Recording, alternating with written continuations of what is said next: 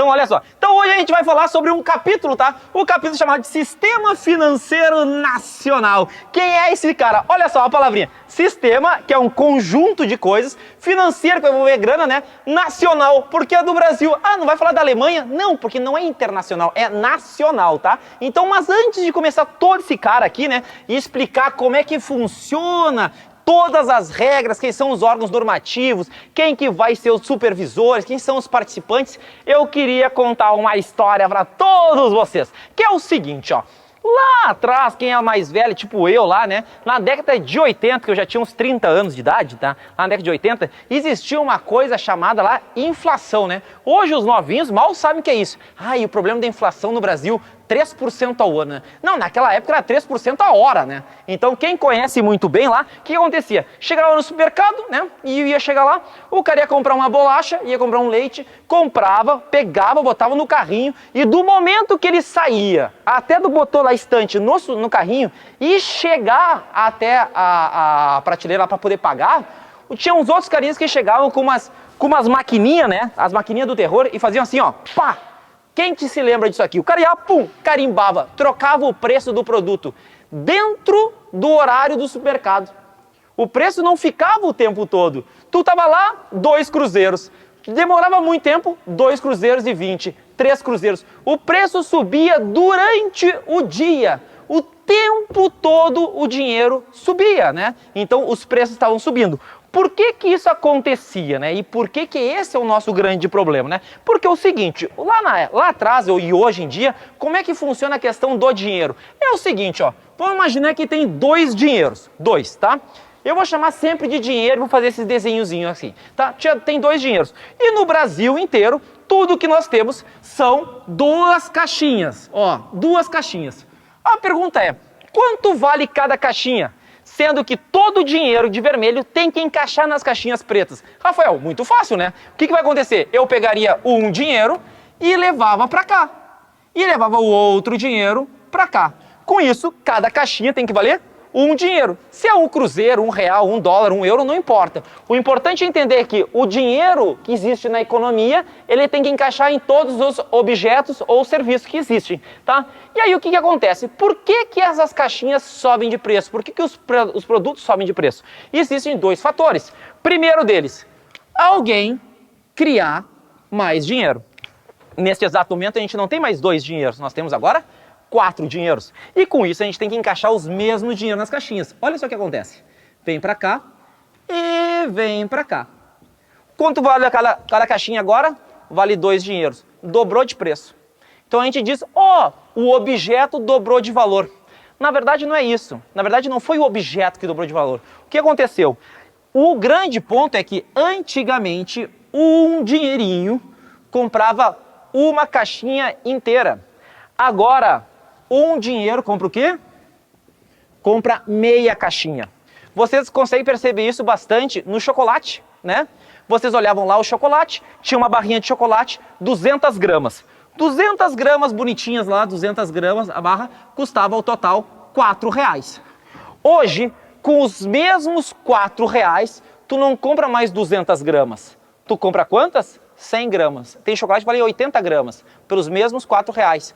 Por quê? Porque o teu dinheiro está comprando menos. E essa perda do poder de compra é o que a gente chama de inflação. Então, toda vez que os objetos sobem de preço, na verdade, é o teu dinheiro que está comprando menos.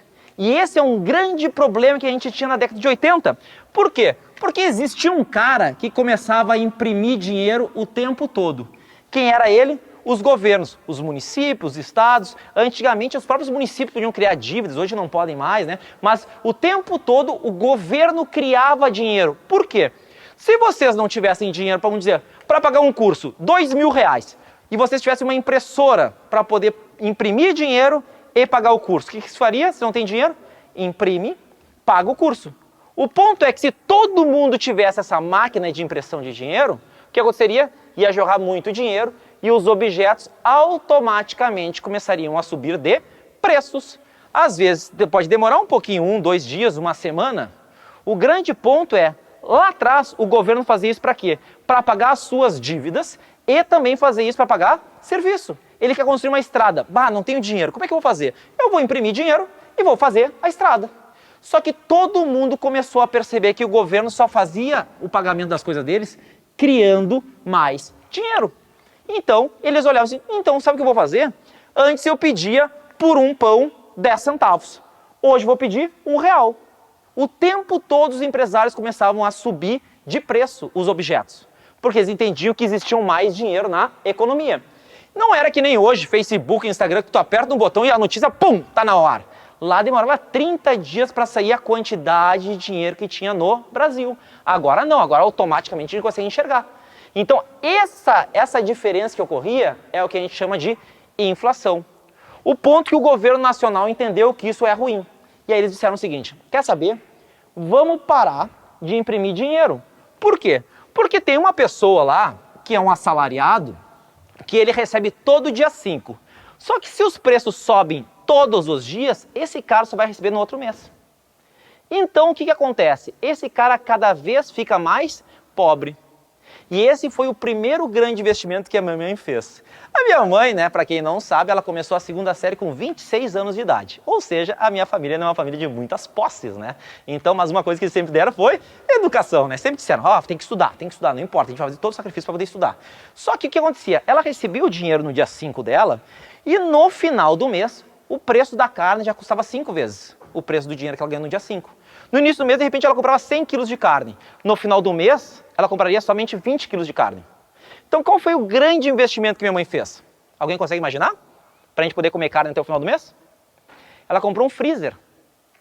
A gente não tinha freezer. Então, naquela época, ela comprou um freezer para ela poder pegar todo o dinheiro dela e fazer o quê? Fazer o rancho. Você se lembra, ou deve se lembrar, muito tempo atrás, se fazia rancho. Recebia o dinheiro do salário e as pessoas iam direto ao supermercado comprar tudo. Hoje não se faz isso. Hoje faz. Na segunda-feira é o dia do legume, na terça-feira é o dia da fruta, na quarta-feira é o dia das drogas. Não, das drogas não, da carne, né? Da quinta-feira é outra coisa. Todos os dias as pessoas hoje vão no supermercado para pegar as promoções. Antigamente não. Antigamente as pessoas pegam o dinheiro dela, compravam toda a comida que podia comprar e faziam o quê? Iam estocar, iam botar num freezer. E foi isso que minha mãe fez. Ela comprou um freezer. Então o governo entendeu que ficar imprimindo dinheiro não era mais vantagem, porque as pessoas ficavam cada vez mais pobres. E aí, só que é o seguinte, se tu chega em casa e a pessoa chega lá, tu chega lá, e aí o teu companheiro ou companheira, né, tá com outro. Aí vocês brigam, como é isso? Não pode fazer isso. E ele te diz, olha, eu não vou ter mais ninguém em casa. Quando tu chegar vai ter tudo bonitinho. Beleza.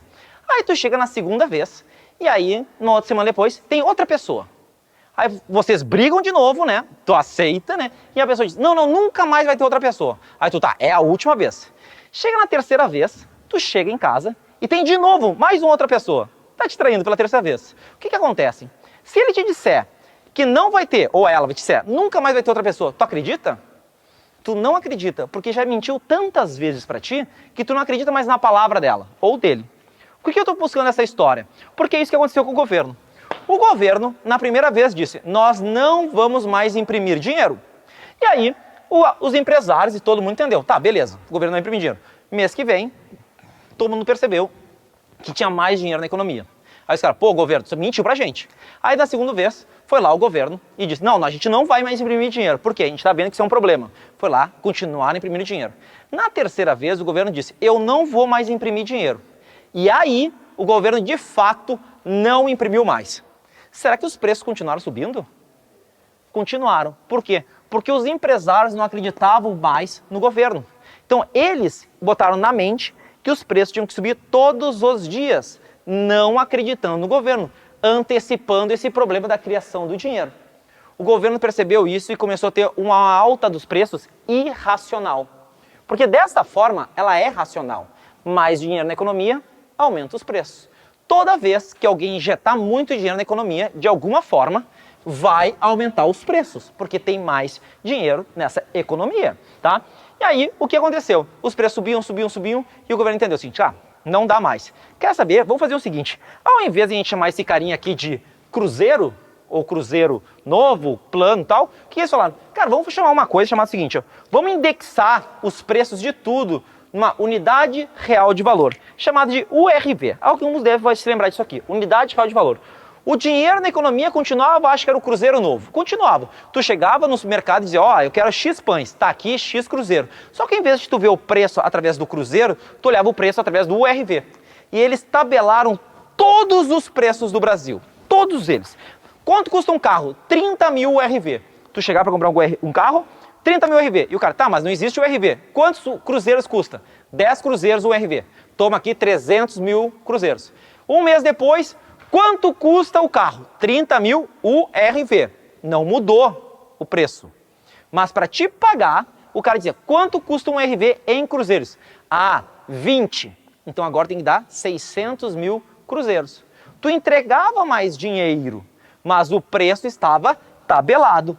Quando todo o sistema, todo o sistema brasileiro entendeu que os preços não subiam, a forma como tu paga pouco importa, mas quando toda a sociedade dizia, ah, custa 30 mil URV, 10 URV, 1 URV, toda a sociedade, o que eles falaram? Agora não existe mais o cruzeiro, não existe mais o cruzeiro novo, não existem as outras moedas que a gente passava ano após ano. O que acontece? Neste exato momento, o que vai ocorrer? Nós não temos mais a unidade real de valor, mas nós vamos criar uma moeda chamada real. E foi esse o ponto. E assim surgiu o nosso plano real, que foi lá em 94, né? Então ele é pequenininho, ele é novinho, né? Ainda, né? Novinho, sim, né? Tem quantos anos? 26 anos, 25 para 26 anos o plano real. Ele é novinho. Comparado com o dólar, quantos anos tem o dólar? Uns 400 anos. Se a gente fizesse a mesma proporção dólar para real, se o dólar tivesse, por exemplo, o USD tivesse 50 anos, o plano real, né? O plano real teria quantos anos? Mais ou menos 3 anos. 3 aninhos. Novinho, né? Com uma pessoa 3 anos tem que fazer? Tem que dar a mão para atravessar a rua, né? Ele pode fazer um monte mais besteira, né? Quem que vai fazer mais besteira? Um cara de 50 anos ou uma pessoa de 3 anos? Quem vai fazer? Claro, né? A pessoa de 3 anos, a não ser que ela seja o... Não posso falar o nome, mas você sabe quem foi isso aí, né? Eu já sabe, né? Quando o cara tem uns 50 anos faz um monte de merda, né? Já sabe quem é, né? Então agora não faz mais, né? Então o que acontece? Esse cara nosso, a gente vai ter muito mais oscilação, vai ter muito mais inflação, descer o preço, vai ser muito mais instável. Por quê? Porque ele é novinho ainda. O dólar é muito mais seguro. Mas a história inteira que eu quero contar para vocês é porque da onde surgiu o plano real, a nossa moeda, a nossa estabilidade econômica. Porque antigamente as moedas trocavam ano após ano. A gente não conseguia fazer um empréstimo, por exemplo, para 10 anos, 20 anos, 30 anos. Como é que eu vou construir uma hidrelétrica se eu não sei nem qual é a moeda do ano que vem? Eu não consigo fazer um empréstimo para isso. Então, todo o sistema financeiro nacional, para ele ser mais robusto, a gente precisa ter uma moeda, um meio de troca. A moeda é simplesmente um meio de troca. Eu vou dar uma aula, vocês vão pagar, para quê? Para eu poder pegar este dinheiro e comprar uma outra coisa. Se eu queria um carro e eu só dou aula, o que acontece? Eu não consigo pegar um carro para mim se a pessoa não quisesse aula. Não consigo fazer um escambo, né? Uma permuta, uma troca. Era só isso que existia antigamente, antes das moedas. Com as moedas facilita essa troca, essa interação. E tudo isso é importante para a gente entender que nós temos ao total 3 caras nesse sistema financeiro nacional, que são os órgãos normativos, né? Os caras que vão fazer o quê? Vão controlar todas as normas, vão criar as regras, né? Que a gente vai chamar esses caras de conselhos. O que é um conselho? Um conselho é um cara que não vai fazer nada. Ele é um cara onde a gente se senta para conversar, tomar um chopp, né? É isso que a gente é um conselho, né? Olha só, meu quadrinho, né? Então, esse é um cara que é um conselho, né? Tu vai perguntar, o meu amiguinho, me dá um conselho? E o cara, claro, olha só, tu tem que tirar a carteira de motorista. Quando ele te dá um conselho, tire a carteira de motorista, ele vai pegar o carro e vai dirigir para ti? Não, ele só está te dando um conselho. Vá tirar a tua carteira de motorista. Ele está te dando uma orientação. Isso é um conselho. Então, os conselhos que nós temos no Brasil são 3. E qual que são os conselhos? O Conselho Monetário Nacional. Olha só, conselho. Dá para fazer um conselho de uma pessoa só? Não, né? Porque o conselho de uma pessoa só chama o quê? Ditadura, né? Dá para fazer um conselho de 2 pessoas? Também não dá, né? Por quê? Eu quero verde. Tu quer amarelo. O que vai dar? Azul. Não, aqui não é arco-íris, né? Então, o que acontece? Tu vai ter 2 brigas, né? Porque tu nunca vai querer verde, tu quer amarelo, não dá para descobrir. Agora, quando a gente tem um conselho de 3 pessoas, eu quero verde. Tu quer amarelo? O terceiro vai dar o voto de Minerva. Ele vai dizer qual vai ser verde ou amarelo. Então todo conselho precisa ter no mínimo 3 pessoas. No mínimo 3 pessoas, tá? Pode ter mais, mas no mínimo tem que ter 3. Porque 1 é ditadura, 2 dá briga e 3 é um conselho de verdade, tá? Então nós temos o Conselho Monetário Nacional. O que esse conselho, essas 3 pessoas vão conversar? Sobre as moedas que nós temos no Brasil. Tudo que for referente a dinheiro vai ser com ele. Esse cara vai orientar tudo que vai ser em relação à grana do Brasil, ao plano real. Tudo que for empréstimo, investimento, vai ser com esses caras aqui. Eles vão criar normas. Nós vamos ter um outro conselho, o Conselho Nacional de Seguros Privados. O que esses caras vão falar, né? Conselho Nacional, ou um conselho do Brasil, né? Para falar sobre seguros privados. Seguro privado é aquele cara onde qualquer um pode comprar. Pode comprar seguro de vida, pode comprar previdência. Previdência é seguro? É. Porque qual que é o conceito de seguro? Seguro é toda vez que a gente não conseguir prover renda, alguém vai entregar essa renda para mim. Alguém. Então eu posso, quando que eu posso não prover renda? Eu sou um pai de família, não sou, né? Mas sou um pai de família, só vou descobrir se eu vou ter filho quando eu bater as botas, que surge 38 filhos, né? Aí o que acontece? Aí vai lá, bati as botas, né? Eu não vou conseguir mais prover renda. Alguém vai ter que prover essa renda. Então eu tenho um seguro por morte. Qual que é o segundo a ponta que eu não vou conseguir prover renda? Eu chego a uma certa idade que eu não consigo mais trabalhar. Tenho lá 70 anos, 80 anos, né? Alguém tem que me entregar essa grana. Pode ser o Estado, né? Pode ser chamado de seguro social, né? Que é o INSS, que vocês conhecem. Ou pode vir uma previdência privada, por exemplo. Eu converti uma grana em renda. Alguém está me entregando essa renda.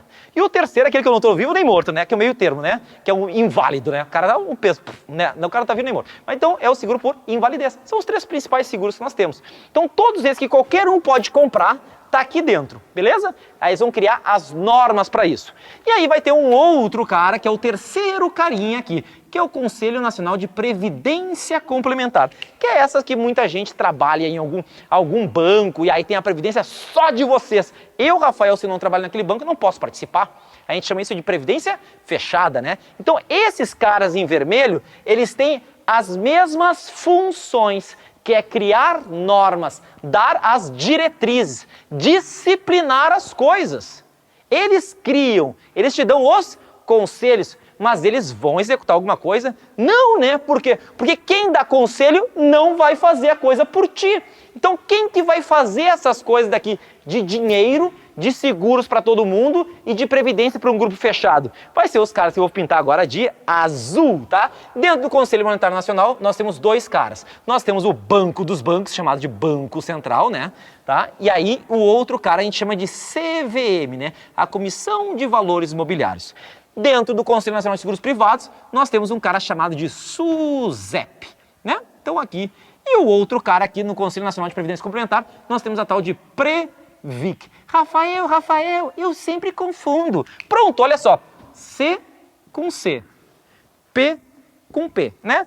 E aí pode se lembrar assim, tá, mas Rafael, eu confundo também previdência aberta e fechada. Como é que vai ser? Olha só para falar desses 2 caras.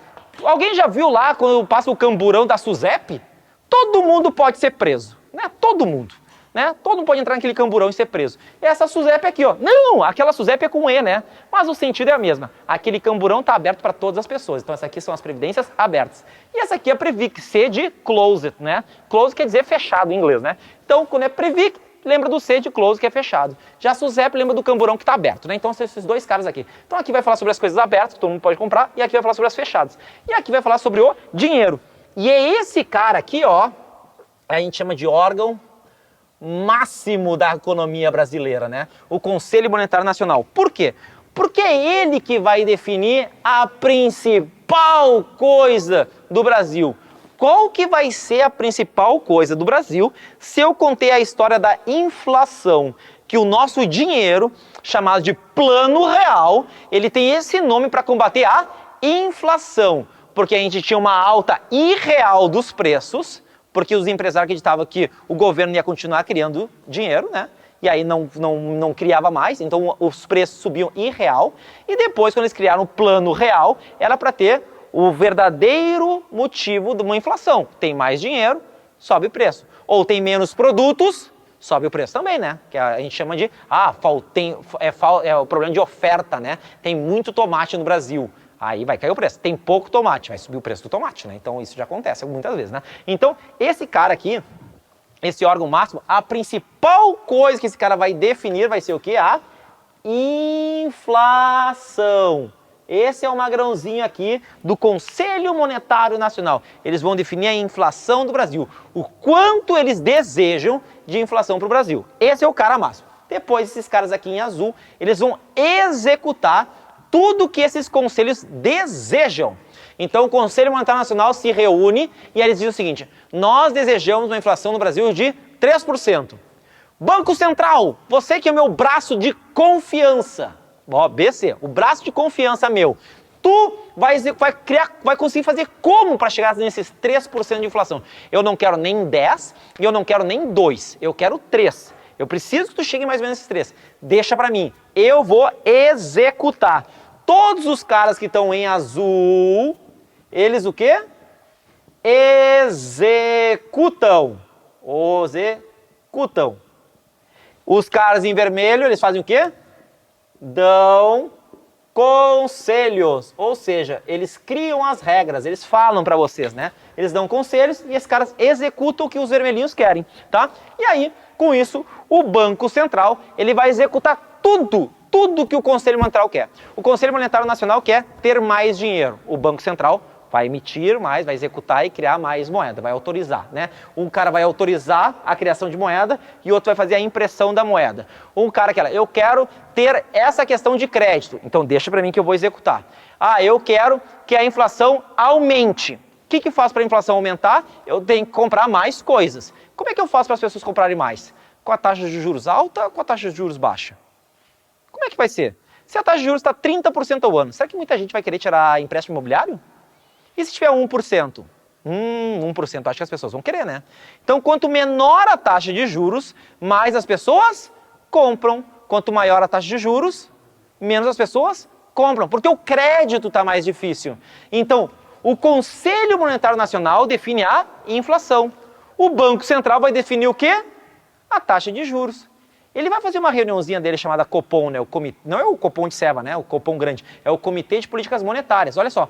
Políticas monetárias, Conselho Monetário. Ele vai fazer as coisas para isso aqui. Então, um cara quer a inflação, definir que é a coisa máxima no Brasil, o principal ponto é a inflação, e aí o Banco Central vai tomar todas as ferramentas necessárias para chegar naquela inflação. E uma delas é controlar a taxa de juros. Então, definir taxa de juros é com o Banco Central. Banco Central. Outra coisa que esse Banco Central gosta de fazer, né? Então, lembrando, ó, executar, né? Então, olha só. Um exemplo de executar. Vocês devem conhecer o Uber. Todo mundo deve conhecer o Uber, né? O que acontece? O Uber ele é um sistema. É uma coisa que está no pensamento. É um sistema. Agora, o motorista aqui do Uber, ele pensa ou ele conduz e executa o Uber? Ele conduz. Então, conduzir é executar. Então, quem é quem conduz a política monetária do Brasil? O Banco Central. Todas as coisas que for botar a mão na massa, executar, fazer alguma coisa, a palavra, seja essa aqui, vai ser com esses 4 carinhas em azul. Todos eles têm a mesma função, executar, conduzir, porém, Banco Central e CVM é para moedas, SUSEP é para seguros e Previc é para previdência fechada. Beleza? Vai ser sempre assim.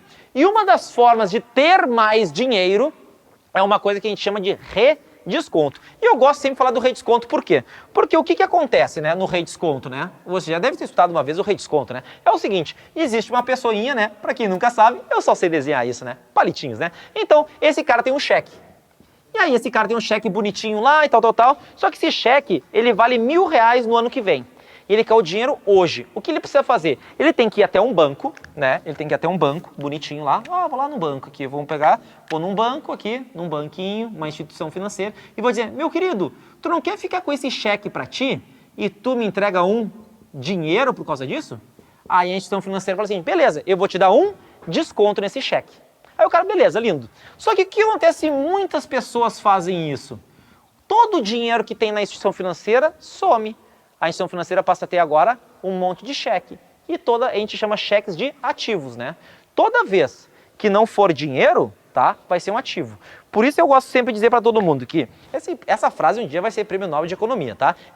Dinheiro só é dinheiro quando ele é dinheiro. Olha só que frase, né? Eu tô assistindo essa aula, é isso aí mesmo, né? Olha só que horror. Então por que acontece? Porque é o seguinte, ó, toda vez que não for dinheiro, que não for 50 reais, 100 reais, 10 pila na tua mão, tá? Ele vai ser um ativo. E este ativo tu precisa converter em dinheiro. E é essa conversão do ativo em dinheiro que a gente chama de risco de liquidez. Eu tenho um CDB. Beleza. Ah, é dinheiro? Não, não é dinheiro. É um CDB, é um certificado de depósito bancário. Ele é um ativo que tu precisa converter em dinheiro. Ah, mas ele é liquidez diária. Sim, mas tenta transformar ele às 3 da manhã. Tu não consegue. Tem um risco de liquidez. Ele é pequeno, mas existe o risco de liquidez. O dinheiro só é dinheiro quando ele é dinheiro. Quando tu tiver dinheiro na tua carteira, ele vai ser dinheiro. Toda vez que não for, ele é um ativo. E um cheque é dinheiro? Não, o cheque é uma dívida que vai ser descontado lá no futuro. Então, quando o cara faz um desconto do cheque, o banco passa a ter vários ativos agora. Só que o banco pode ficar sem dinheiro. E aí o que acontece? O banco pode dizer o seguinte, tô precisando de grana. Quem que pode emprestar dinheiro para mim? Pode emprestar o banco dos bancos, chamado Banco Central. O que o Banco Central pode fazer? Seguinte, ó, cara, eu vou fazer agora, me entrega esse cheque para mim. Entrega esse cheque, o banco, beleza. E aí, este cheque agora está aqui, não está mais aqui. E o banco faz uma grana. Entrega um Banco Central tem uma grana para a instituição. Se, no primeiro caso, houve um desconto, quem definiu a taxa desse desconto? Foi a pessoinha ou a instituição financeira? Foi a instituição financeira. Quem deu o desconto, quem usou para pegar uma grana, foi a instituição financeira. Neste segundo caso, quem vai definir essa taxa de desconto? Vai ser o Banco Central, porque é ele que tem impressão de dinheiro. Só que isso aqui não conseguiu já um desconto? Sim, então agora vai ser o redesconto. E quanto mais caro for esse redesconto, mais caro for a taxa, menos dinheiro tem na economia. Então, definir a taxa de redesconto, que é um empréstimo para as instituições financeiras, é uma função do Banco Central. Mas, Rafael, definir não é uma coisa de não ser executado? Pode ser, né? Mas definir taxas, tanto taxa de juros como taxa de redesconto, é uma função de ter mais ou ter menos dinheiro na economia. Então, quando tem mais dinheiro na economia, maior a inflação. Quando tem menos dinheiro na economia, né, menor a inflação. Então, todas as ferramentas que vão ser executar um dinheiro vai ser com o Banco Central, porque é uma forma de controlar quem? A tal de inflação. Então, definir taxa de desconto é do Banco Central. Ah, Rafael, então o Banco Central fica com um monte de cheque? Não, isso aqui foi só um exemplo para ficar mais claro o que é um redesconto, né? Então aqui nós vamos ter, o Banco Central vai ser a grana, CVM, Comissão de Valores Mobiliários. O que é um valor mobiliário? Quando são ações, debêntures, tudo que são investimentos de longo prazo.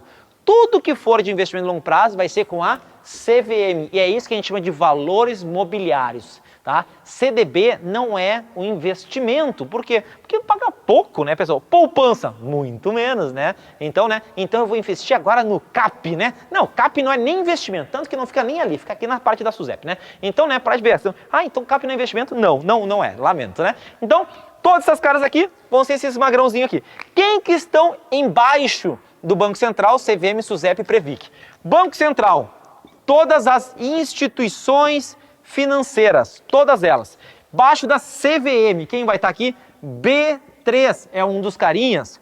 Fundos de investimentos, porque tem CNPJ próprio, né? Acionista majoritário. Esses caras aqui, ó, estão embaixo da CVM. Embaixo da SUSEP, nós vamos ter a entidade aberta de previdência complementar, as corretoras de seguros, as resseguradoras, e se tem as resseguradoras, nós temos também as seguradoras. Esses caras de preto aqui que eu estou fazendo, são todos os caras que ganham grana. Órgão normativo para criar as regras do Brasil, quem vai executar essas normas, tá? E aqui embaixo a galera que ganha dinheirinho, tá? E aqui vai entrar a entidade fechada de previdência complementar, também chamada de fundo de pensão. São esses caras aqui. Acaba aqui a nossa regrinha, toda essa nossa tabela? Não acaba aqui. Por que não acaba aqui? Porque, olha só, né? É isso aqui, isso que fez desenho técnico, né? Fez desenho técnico na faculdade, né? Por isso não se formou em engenharia, né?